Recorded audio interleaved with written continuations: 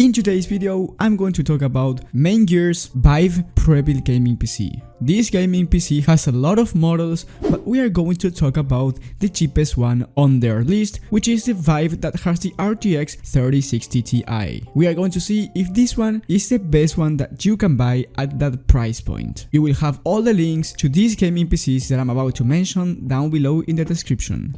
Okay, so first we have to take a look at the specifications for this PC. It has the RTX 3060 Ti Founders Edition, the AMD Ryzen 5 5600X for the processor, 16GB of RAM at 3600 MHz, 500 gigs of SSD and 1TB of hard drive. First of all, if you have a 1080p monitor and it's 60Hz, I think this PC is more than enough, but you shouldn't be spending that much on a gaming PC if you're not going to have at least a 144Hz monitor. If you're not thinking of buying a 144Hz monitor, or you don't have this type of budget, which is completely fine, you will have in the description some recommendations for lower budgets and higher budgets too. So overall, I think this PC is great in terms of specifications, but we have to see if this one is worth it or not. The first thing that I saw is that it doesn't have a liquid cooler, so you may need to add one to this processor. It's not completely necessary, but if you want your CPU to stay cool, you may want to add one. And it's even more necessary if your room is hot. So after that, we have to take a look at the price performance. This one is $1,700. So I'm going to compare it with some other pre-builds and see if there are some better deals or this one is the best one that you can find right now. First, we are going to compare it to this Skytech Blaze 3.0 gaming PC. This one has the AMD Ryzen 5 3600 and the RTX 3060 Ti, 1TB of SSD and 16 gigs of RAM at 3000 MHz. This PC is a little bit worse, but seems to have a better cooling since it has a front mesh panel and the Ryzen 5 3600 doesn't need a liquid cooler at all. For the GPU is the same one, so in terms of gaming, it's going to be a difference because of the processor, but just on some games. If you are thinking of playing games like Fortnite, there is not going to be any difference, to be honest, because Fortnite is not a CPU demanding game, so there you won't notice any difference. If you play Fortnite, I would recommend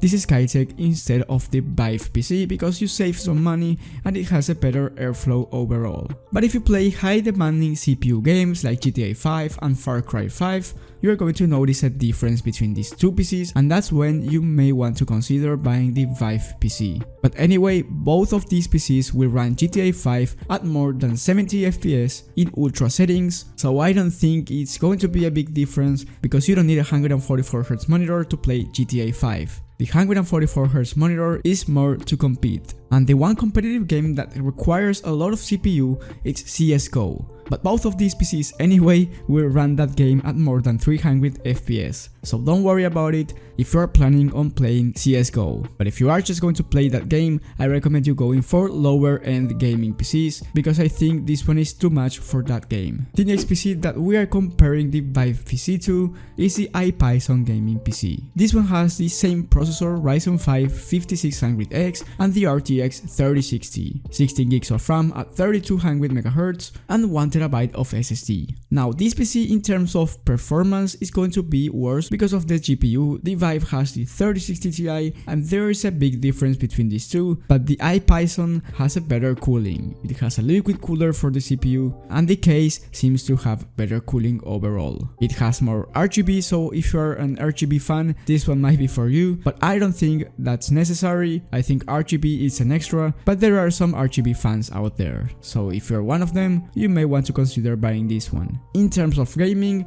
once again, depends on the monitor that you have or you want to have. If you're going to buy a 240Hz monitor, then it's worth to buy the VYBE one, but if you have a 1080p 144Hz monitor or a 60Hz one, I think that you can buy any of those two because you are not going to notice a difference since it's a 60Hz monitor. You are going to notice a difference if you have a 240Hz monitor or a 1440p to 4K one. And the last PC to compare compare it with, we have the HP Pavilion 2260 XT customized gaming PC. In order to have this PC, you have to go to the website, you have the link down below, click on customize and buy, and customize these components. You want to change the RAM to 16 gigs, the secondary storage to 1 TB of hard drive, the graphics card to the 3060 Ti, and the power supply to 500 watts. Obviously, you can play with these settings and maybe add more storage or change the RAM or the GPU if you don't have this type of budget. Now, I think this one in terms of specifications is going to perform really similar to the VYBE PC, since the overall specifications are really similar.